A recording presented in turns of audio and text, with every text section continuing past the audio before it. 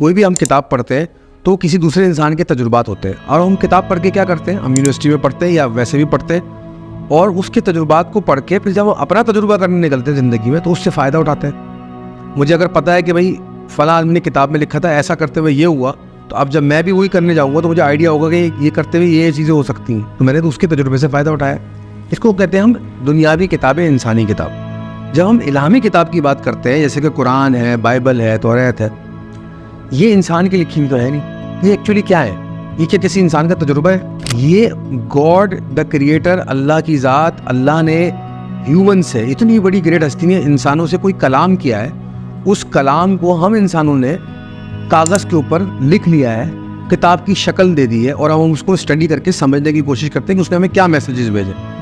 تو جو divine books ہوتی ہیں وہ God's communication with the human being, Allah کا کلام انسانوں کے ساتھ.